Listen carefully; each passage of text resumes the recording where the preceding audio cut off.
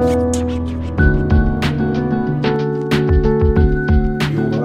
옥에서 그리스도께 하신 일을 듣고 제자들을 보내어 예수께 여짜오되 오실 그이가 당신이 오니이까 우리가 다른 일을 기다리오리이까. 예수께서 대답하여 이르시되 너희가 가서 듣고 보는 것을 요한에게 알리되 맹인이 보며 못 걷는 사람이 걸으며 나병 환자가 깨끗함을 받으며 못 듣는 자가 들으며 죽은 자가 살아나며 가난한 자의 복음이 전파된다 하라. 아멘. 아멘. 오늘 이 행복한 말씀 가지고 참 선지자상 그런 제목으로 잠시 은혜의 말씀을 생각해 보려고 합니다. 하나님의 부르심을 받고 하나님의 종이 된 많은 사람들이 있는데 그 중에서 정말로 참된 하나님의 종은 몇 프로나 될까? 이것은 하나님만이 아시는 그런 일인데 우리가 우리 자신을 돌아봐도 부족한 점이 많고 목사라는 그런 직함을 가지고 살아가고 있지만은 때로는 인간적인 방법으로 살아갈 때가 많고 하나님의 뜻을 저버리면서 살아갈 때가 많이 있습니다. 아멘. 그런데 이런 가운데서 오늘 우리에게 주시는 이 말씀 가운데 오늘 우리가 생각해 볼 것은 헤롯 안티포스라고 하는 그런 왕이 있었는데 갈릴리와 베레아 지역의 분봉왕이라고 했습니다. 그러니까 쉽게 얘기하면은 우리나라의 제주도 자치시, 특별자치시 그 지사 정도 되는 그런 사람이라고 보면은 되겠어요. 그런데 그분이 나라를 이렇게 다스리면서 실정을 했습니다. 실수를 했는데 그 실수가 뭐냐 하면은 자기 동생 빌립의 아내 헤로디아를 강제로다가 자기 아내를 삼아버렸습니다. 인륜적으로 생각을 해도 도저히 있을 수 없는 그런 죄악을 범하고 말았습니다. 헤롯 안티포스 왕이 이렇게 잘못된 악정을 펼칠 때에 세례요한이 그 잘못된 것을 지적을 하게 됩니다. 그래서 왕에게 당신이 어떻게 동생의 아내를 자기 아내로 삼을 수가 있겠습니까? 하고 그렇게 이제 왕에게 꾸짖었어요.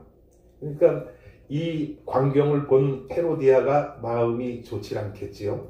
그런데 헤로디아의 딸 살로메라고 하는 여자아이가 있었는데 살로메가 이제 큰 일을 저질렀어요. 무슨 일을 저질렀느냐? 헤롯왕 생일날 춤을 추면서 아버지의 그 생신을 축하한다고 큰 사람 앞에서 아름다운 춤을 췄어요. 그리고 나서 이 모습을 본 헤롯왕이 그 살로메에게 하는 말이 네가 그 내 생일날 이렇게 아름다운 춤으로다가 나를 축하해 주니까 너무 반갑고 고맙다 이렇게 얘기를 하면서 내 소원이 무엇이냐? 내 소원을 이야기하면 내가 무엇이든지 다 들어주겠다 그런 얘기를 했어요. 그랬더니 이 살로메가 자라면서 그 요한이가 아버지 왕에 대해서 잘못을 꾸짖고 지적하는 것을 보면서 자랐기 때문에 마음속에 항상 요한이 미운 거예요. 세례 요한이 항상 마음에 가시같이 이렇게 걸려 있는 거예요. 그래서 이 살로메가 아버지한테 하는 얘기가 제가 아버지 앞에 이렇게 춤을 췄으니까 아버지가 나에게 상을 주신다고 그랬는데 선물을 주신다고 그랬는데 그 선물로 그 요한의 목을 잘라서 쟁반 위에 소반 위에 담아가지고 저에게 주시면 좋겠습니다. 이렇게 얘기를 합니다. 참 끔찍한 얘기죠. 선물을 받는데 사람의 목을 잘라서 소반에다 담아가지고 달라. 그러니까 평상시에 마음속에 맺혀 있는 거예요.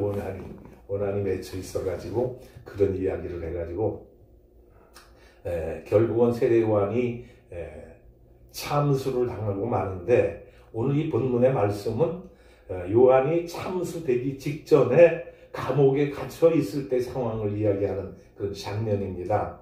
세례 요한이 이제 왕을 꾸짖고 이렇게 자꾸 잘못을 지적하다가 옥에 갇혀 있는데 세례 요한의 제자들이 옥으로다가 이렇게 찾아오는 거예요.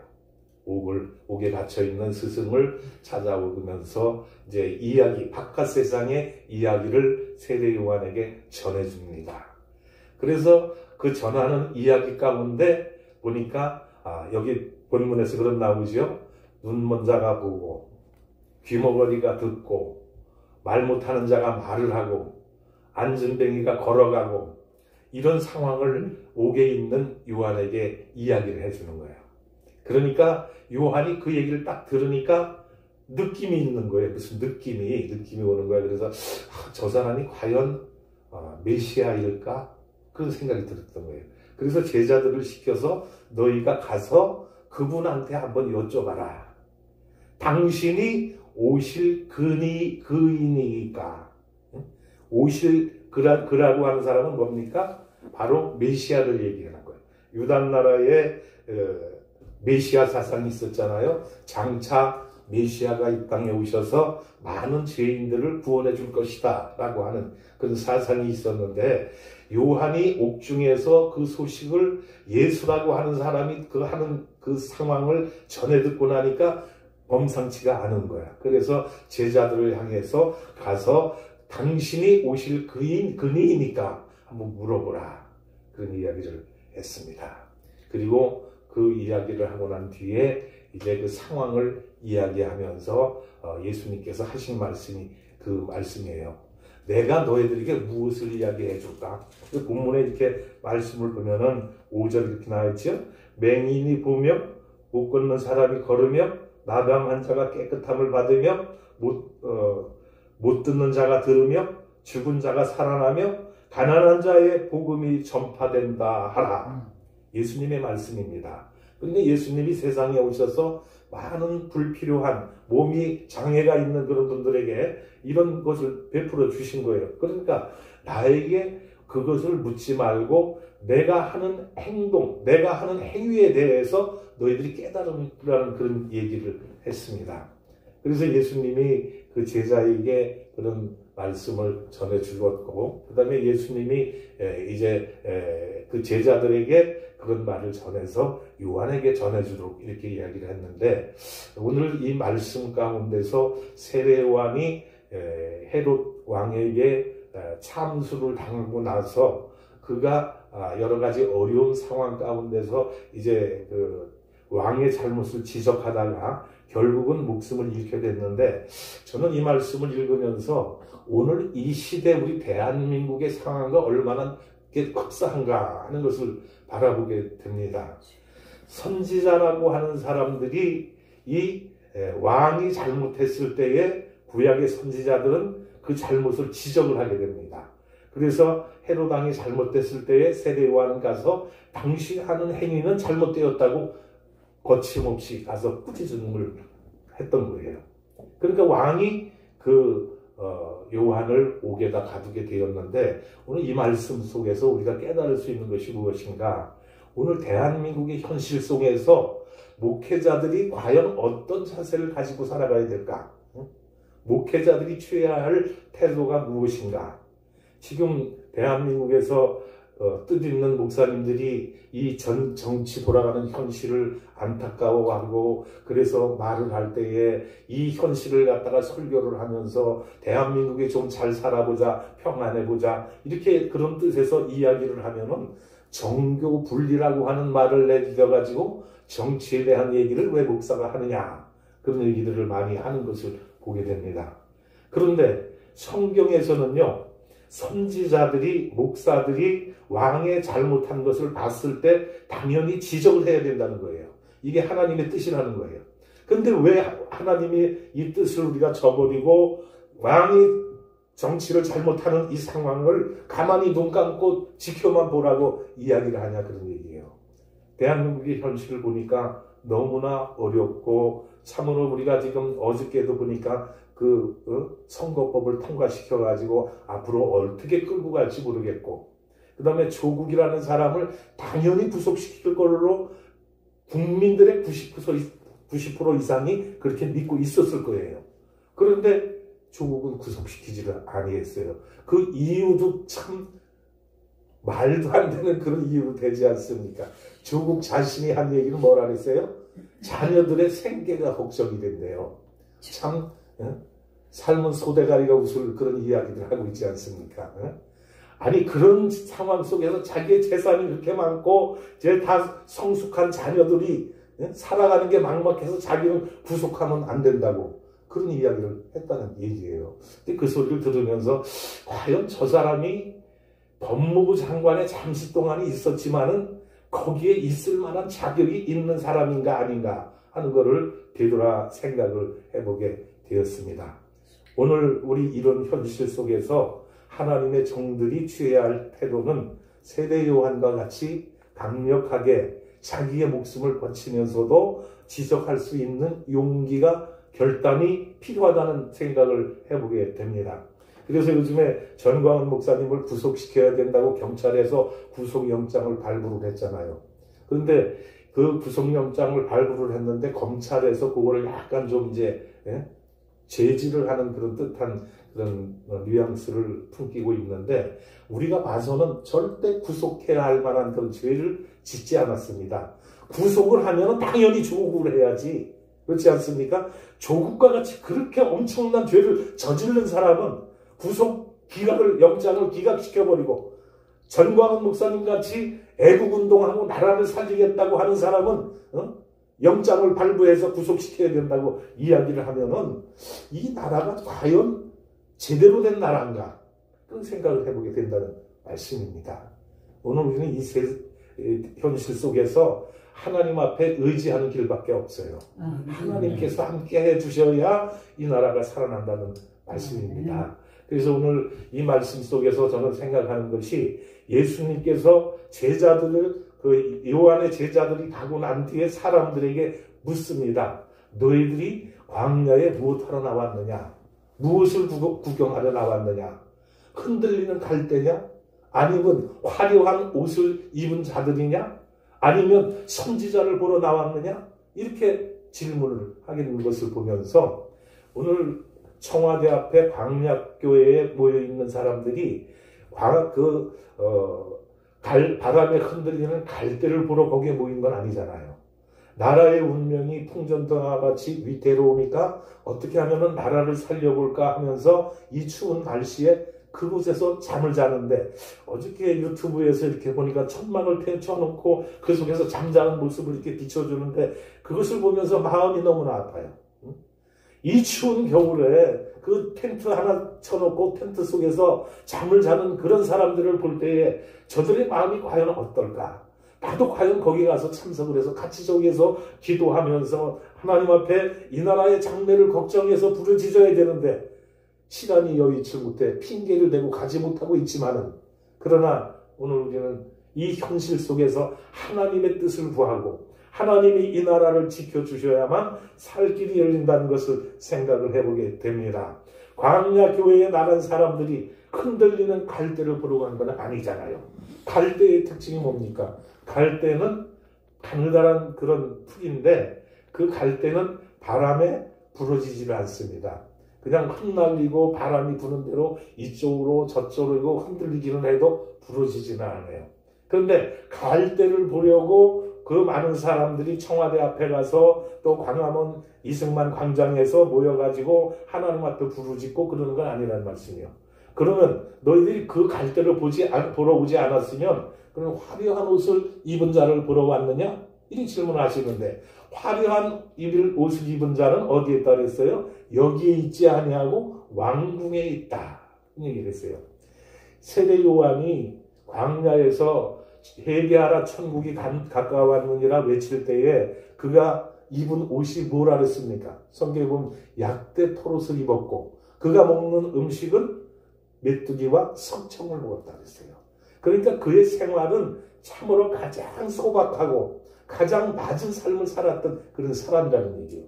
그런데 너희들이 화려한 옷을 입고 잘 먹고 잘 사는 사람을 보려고 광야에 나왔느냐 하고 예수님께서 질문을 하신다는 얘기예요. 그래서 저는 그 말씀을 생각하면서 청와대 앞에서 그 밤을 새워가면서 하나님께 부르짖는 그들이 과연 화려한 옷을 입고 배불리 잘 먹고 사는 사람들을 보러 거기에 나갔겠느냐? 그건 아니라고 하는 말씀인 것입니다. 그곳에는 배고프고 춥고 여러 가지 환경이 열악하지만은, 그러나 그곳에 나간 것은 바로 무엇 때문에 나갔느냐? 세 번째 질문하는 것 같은 거예요. 선지자를 보러 나왔느냐? 예수님 말씀하시잖아요. 맞다. 선지자를 보러 너희들이 왔거냐? 그 선지자가 누구입니까? 회개하라 천국에 가까웠느니라 외쳤던 세례 요한을 보러 그곳을 왔다는 얘기예요. 근데 세례 요한을 우리가 여기서 잠깐 생각해 보면, 세례 요한이 예수님에게 요단강에서 세례를 베풀지 않습니까? 세례를 베풀고 하나님의 아들인 것을 어렴풋이 알면서도 오실 그이가 당신이니까라고 제자들을 통해서 반문을 하는 것을 보면은, 세례 요한도 예수님 메시아에 대한 확신이 100%는 아니었다는 것을 우리가 느낄 수가 있는 것입니다. 그래서 제자들을 보내서 오실 메시아가 당신입니까? 라고 질문을 던지는 것을 볼 수가 있습니다. 세례 요한과 같이 그렇게 큰 위대한 사람이 예수님에 대해서 반신반의하는 걸 보면, 이 세상 이 시대를 살아가는 하나님의 종들이 반신반의하는 것도 그렇게 하겠구나 하는 그런 생각이 들기는 해요. 우리가 하나님의 종이라고 하면서 하나님의 말씀을 외치고 주의 종이라고 하면서 말씀을 설교를 하면서 많은 성도들을 가르치고 있으면서도 그 내면 마음속에는 100% 예수님을 확신하지 못하는 의문점을 가지고 있다는 얘기입니다. 그래서 우리는 이 시간 이 말씀을 통해서 생각하기를, 나는 과연 어떤 믿음을 소유하고 있는가? 하나님의 아들 예수 그리스도를 과연 100% 메시아로 우리가 믿고 따르고 그분을 전파하고 있는가? 이것을 한번 돌아보자는 얘기입니다. 그래서 예수를 전하는 사람 가운데도 보면은 돌아가실 때에 예수를 부인하는 사람들도 있어요. 평상시에는 예수를 열심히 잘 믿는 것 같았는데 돌아가실 때 하나님이 어디 있어? 이러고 돌아가는 사람들이 있다는 얘기예요.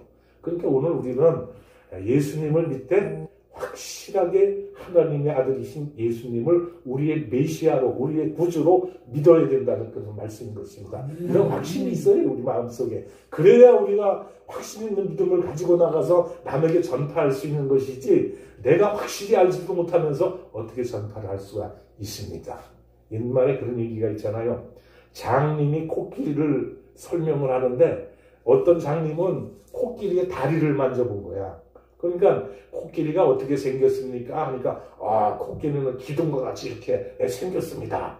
그런 얘기를 하고, 또 그 코끼리의 배를 만져본 사람은 코끼리는 이렇게 평평한 이렇게 벽과 같이 이렇게 뾰족한 그런 모습으로 생겼습니다. 별 얘기를 다 하지 않습니까? 우리가 확실히 알아야 전할 수가 있다는 얘기입니다. 내가 어렴풋이 알고 확실히 알지 못하는 예수를 전하면 거기에 능력이 나타날 수가 없다는 얘기예요. 그래서 오늘 우리는 먼저 예수님을 내가 만나야 됩니다. 예수님은 나의 구주로 확신을 하고, 예수님이 나를 위해서 이 땅에 오신 것과 나를 위해서 십자가에 달려 돌아가셨다는 확실 있는 믿음을 소유해야 된다고 하는 말씀이요. 이런 확신 가운데 말씀을 증거하면 그 말씀을 듣는 사람들이 은혜를 받고 예수님을 만나게 되고 예수님의 은혜를 체험하게 된다고 하는 말씀입니다. 그래서 오늘 우리는 예수님을 먼저 내가 만나고 예수님을 체험해서 확실한 우리의 구주로, 메시아로 섬기며 살아가야 된다는 믿음을 소유해야 될 줄로 믿는 것입니다. 오늘 우리가 에덴 복지 선교회를 만들어 놓고 이제 이곳에 와서 이렇게 예배를 드리는데, 이곳에 다른 사람들이 보면 그럴 거예요. 너희들이 그곳에 뭐하러 갔느냐? 거기 가서 흔들리는 이 나무 자락들 보러 왔느냐? 물어볼 거예요. 아니면 화려한 옷 입은 자를 보러 거기 갔느냐? 여긴 그렇진 않잖아요. 화려한 입은 자들도 없고 이 주위의 환경도 아직까지는 정리가 덜 돼서 좀 그렇고 하지만 여기에는 예수님이 살아계시고 예수님이 역사하신다는 확신을 가졌기 때문에 나온 것 아니겠느냐, 그런 얘기입니다. 그런 믿음이 없이 여기를 어떻게 나오겠어요? 그렇지 않습니까? 세상 사람들이 보기에는 건물이 그렇게 화려하고 좋은 것도 아니고 또 많은 사람들이 나와서 하나님을 찬양하는 것도 아니지만은, 그러나 여기 나와 있는 우리 모든 회원들, 목사님들, 권사님들, 장로님들은 예수님이 여기 계신다는 확신을 갖기 때문에 나오는 거다. 그런 얘기입니다. 여기에 주님은 살아서 계십니다. 역사하십니다. 성령으로 오셔서 이 에덴 복지 선교회 또 은혜 기도원을 하나님이 지금 이 시간도 우리와 함께 하신다고 하는 이런 믿음, 이 믿음 하나가 우리 있기 때문에 추운 겨울날도 마다하지 않고 이렇게 오지 않았냐 그런 얘기입니다. 저는 오면서 그런 생각을 해봤어요. 날씨가 오늘 좀 굉장히 춥고 쌀쌀한데 내가 포천까지 왜 가야 되는가? 차를 타고 오면서 보니까 시간이 1시간 정도 걸려요. 나오는 시간이 1시간 걸리는데 예수님이 계시니까 나온다는 거예요. 예수님이 여기 안 계시 뭐하러 그 시간 버리고 가면서 기름 떼가면서 또 거기 그 톨비가 3,200원인가 얼마 나오면서 뭐하러 여기로 오겠어요? 우리 홍 권사님 같은 경우에 그 인천인가 어디에서 여기 뭐하러 오시겠어요? 여기에 예수님이 계시고 성령이 함께 하시고 우리와 함께 하신다는 확신을 가지고 있기 때문에 오셨다는 얘기입니다. 그렇지 않습니까? 그래서 우리는 예수님이 나의 구주고 예수님이 우리와 함께 하시고 우리가 하나님의 아들이신 예수님을 나의 구주로 믿고 그분을 따라서 순종하면서 나가면 우리와 함께 하신다는 거예요. 성령이 이 시간 우리와 함께 하시는 줄로 믿습니다. 우리의 마음속에 오셔서 우리의 마음을 위로하시고 힘들고 병들고 지친 자들에게 능력을 주시고 치유를 주시는 거예요. 오늘 보는 말씀이 그러잖아요. 눈먼 자가 눈을 뜨고 안진뱅이가 일어나고 귀머거리가 귀가 열리고 안진뱅이가 일어나고 하나님의 능력이 나타난다는 거예요. 이곳에 믿음으로 찾아온 여러분들에게 이러한 기적이 나타나기를 예수님의 이름으로 축복합니다. 예수님의 이름을 믿고 예수님의 능력을 믿고 예수님이 함께 하신다는 예수님이 나를 치료해 주신다는 이런 확신을 믿음을 갖고 우리가 나오면은 하나님이 우리의 모든 것들을 해결해 주신다고 하는 말씀이 있습니다. 믿음이 없이는 하나님을 기쁘시게 못하나니 히브리서에서 말씀하고 있지 않습니까? 믿음은 바라는 것들의 실상이요 보지 못하는 것들의 증거라고 말씀하지 않습니까? 우리는 믿음을 가져야 된다는 거예요. 믿음. 이곳에 나올 때도 하나님이 우리와 함께 하신다는 임마누엘의 하나님으로서 우리와 함께 하신다는 이런 믿음을 가지고 이곳에 나와야 된다고 하는 말씀입니다. 그러면은 머지않아 하나님이 때가 되면 하나님이 이곳에 귀한 에덴 복지 선교회를 크게 세워주실 것이고 우리 에덴 복지 선교회를 통해서 이 시대에 하나님이 필요한 그런 역사를 감당하지 않을까 그런 생각을 해봅니다. 많은 종들이 있지만은 그분들이 과연 예수님을 구주로 믿고 예수님이 확실한 자기의 메시아라는 것을 믿고 전하는 사람이 어디에 있을까? 유대 나라에는 아직도 메시아가 오지 않았다고 유대교 사람들은 그렇게 알고 있습니다. 유대교에 믿는 사람들은 메시아가 아직 이 세상에 오지 않았대요. 알지 그렇게 믿고 있다는 얘기요. 그런데 우리는 예수님을 메시아로 알고 믿고 있지 않습니까? 우리 예수님이 오셔서 이 세상에서 행하신 행적과 그의 행하신 기적과 이사를 보면 알 수 있지 않습니까? 안진뱅이가 일어나고 눈먼 자가 눈을 뜨고 귀머거리가 들리게 되고 말을 못하는 벙어리가 말을 하게 되고 마지막으로 죽은 자가 살아나는 것을 너희가 보지 않았느냐 그런 얘기예요. 예수님은 세상에 오셔서 죽은 나사로까지 살리지 않았습니까? 야이로 회당장 아들을 살리지 않았습니까? 그 모든 일들을 행하는 걸 보면 예수님이 과연 하나님의 아들 메시아로 하는 것을 우리가 믿어야 된다는 거예요. 그런데 아직도 믿지 못하는 사람들이 있다는 얘기예요. 그래서 예수님을 우리가 구주로 영접하고 예수님이 하신 말씀대로 순종하며 나가야 되는데 광야와 같은 청와대 앞에 저는 그런 생각을 합니다. 거기에 나가서 과연 우리 예수님을 만나고 그곳에 있는 사람들이 은혜를 많이 받는데요. 거기서 가서 예배를 드리고 기도를 하고 추운 데서 텐트 속에서 잠을 자면 그렇게 그 추운 데서도 편안하다는 거야. 은혜가 넘친다는 거야. 은혜가. 그러니까 그 추운 데도 거기서 잠을 자는 거예요. 그 맛을 알아야 되는 거야. 하나님이 함께 하시고 성령이 역사하셔서 함께 하시는 것을 우리가 거기서 깨닫고 믿고 행해야 된다고 하는 말씀인 것입니다. 그래서 지금 정광 목사님을 구속영장을 신청을 해서 구속을 시키겠다고 그러는데 그것은 한낱 인간들의 생각이고 하나님이 함께 하시면 구속하는 일이 없을 줄로 믿습니다. 왜냐하면은 지금 대한민국의 모든 백성들이 다 지금 나라가 위태롭다고 얘기하지 않습니까? 되어지는 현실을 보면은 참으로 안타깝고, 이게 어떻게 대한민국이 어떻게 세워진 나라인데 이 꼬라지가 됐냐고 서둘 이구동성으로 탄식을 하고 있어요. 탄식을 하고 있어요. 그러니까 오늘 우리 하나님을 믿는 하나님의 백성들은 이 나라, 이 민족의 장래를 위해서 하나님 앞에 기도해야 돼. 하나님 앞에 기도하고, 하나님 이 민족을 살려주세요. 너무나 우리나라가 위기 가운데 있습니다. 나라를 이끌어가는 정치하는 대통령이라고 하는 사람이 과연 제대로 정치를 하고 있는가? 정치를 제대로 못한다면 세례요한과 같이 가서 지적할 수 있는 용기 있는 하나님의 종들이 많이 나타나야 된다고 하는 말씀인 것입니다. 그렇게 해서 이 정권을 바로잡고 바로 세우고, 문재인 대통령을 꼭 끌어내는 목적이 아니고 문재인 대통령이 회개하고 바른 길로 돌아서면 그것이 최고 아니겠습니까? 그렇지 않다면 끌어내서라도 정권을 교체해야 된다는 말씀이에요. 이것이 바로 오늘 우리가 해야 할 일이 아니겠느냐, 그런 얘기입니다. 대한민국의 현실을 보면 우리 옛날에 신앙생활 하면서 장래 대한민국의 그 아름다운 이 나라가 이루어지기까지 얼마나 많은 고생들을 했습니까? 베이비 부모 시대라 그래가지고 50년, 55년, 56년 이후에 태어난 6.25 전쟁 직후에 태어난 사람들이 이 나라를 위해서 얼마나 땀 흘려서 이렇게 잘 사는 나라를 만들어 놨습니까? 그런데 대통령 한 사람이 경제를 망쳐버리고 안보를 위기 속으로 몰아가버리고 대한민국의 이 모든 정치를 갖다 잘못함으로 말미암아 모든 백성이 잠을 못 자고 날마다 근심하는 이 상황 가운데 있는 걸 보면 너무나 안타까운 현실을 느끼지 않을 수가 없습니다. 어제 저녁에도 새벽 3시에 잠이 깨가지고 계속 걱정되는 거야. 나라가 왜 구속할 사람은 구속하지 않고 애국운동하는 사람은 잡아 감옥에다 쳐놓으려고 그렇게 현안이 되어 있는가, 이 생각을 하면은 참으로 걱정, 근심이 되는데, 그러나 한 가지 희망이 있는 것은 하나님이 함께 하신다는 거예요. 하나님이 역사의 수레바퀴를 돌리고 계시는 분이기 때문에 하나님을 의지하고 하나님 앞에 맡기면 하나님께서 우리나라의 장래도 책임져 주신다는 이런 확신을 가지고 우리가 나가야 될 줄로 믿습니다. 우리는 약합니다. 힘이 없습니다. 현재 정권을 장악하고 있는 사람들이 좌지우지하네.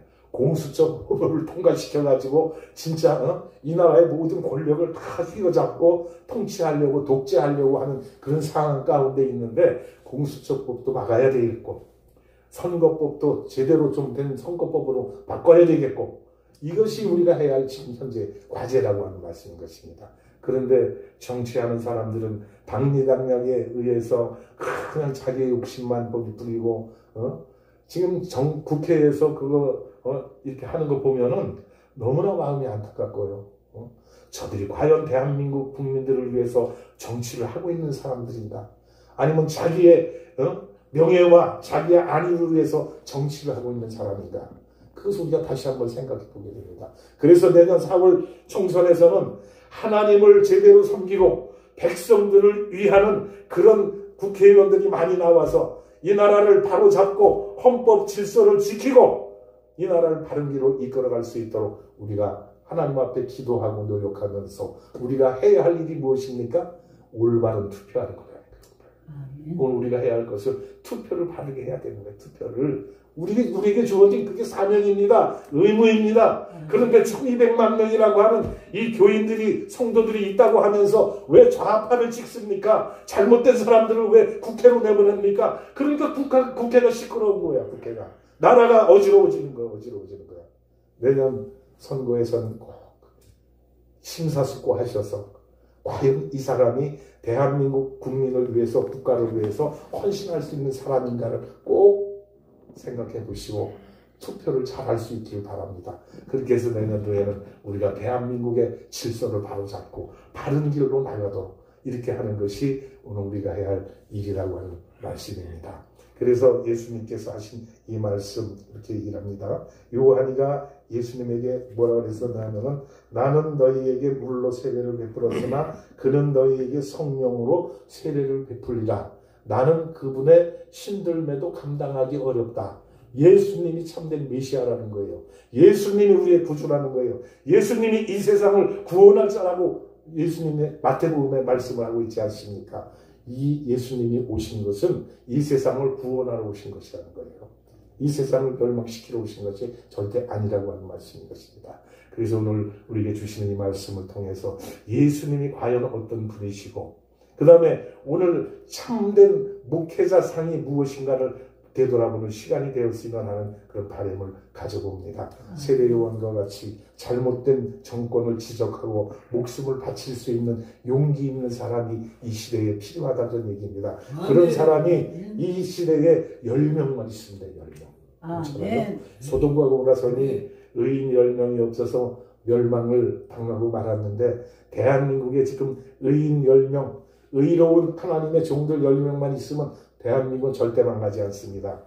대한민국은 하나님이 지켜주시는 나라가 될 줄로 믿습니다. 그렇게 해서 이 나라의 어지러운 현실을 바로잡고 질서를 바로잡고 우리 대한민국이 정말 세계에서 가장 잘 사는 나라, 세계에서 모범된 국가가 되어서 하나님의 영광을 드러내고 전 세계의 복음을 전파하는 제사장 나라가 되어서 하나님의 뜻을 널리 펼쳐가는 그런 대한민국이 되었으면 하는 생각을 하면서 오늘 여러분에게 드린 이 말씀을 통해서 저와 여러분 다시 한번 우리 자신을 돌아보고, 나는 과연 예수님을 위해서 내 목숨을 바칠 수 있는 그런 생각을 가지고 있는가, 그런 믿음을 가지고 있는가 한번 돌아보는 시간이 되었으면 하는 바람을 가져봅니다. 이러한 현실 속에서 세례요한과 같이 목숨을 버리고 이 나라를 구하는 전광훈 목사님과 같은 그런 분들이 다 되시기를, 우리 모두가 그런 분이 되어서 나라의 장래를 걱정하고 나라를 살리는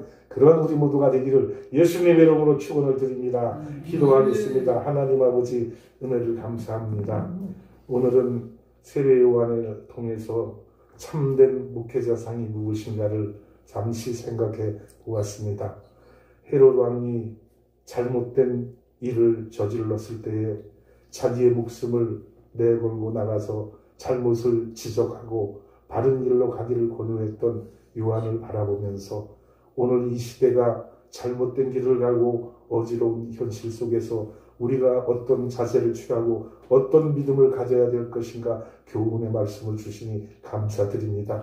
요한과 같은 용기 있는 믿음의 종들이 많이 나타나게 도와주시옵소서. 그래서 이 나라의 어지러운 현실을 바로잡고 이 나라를 구하고 이 대한민국을 통하여 하나님의 나라를 확장시키는 전 세계에 복음을 전하는 귀한 하나님의 나라가 될 수 있도록 축복하여 주시옵소서. 모든 말씀을 예수님의 이름으로 감사하며 간절히 기도드리옵나이다. 아멘.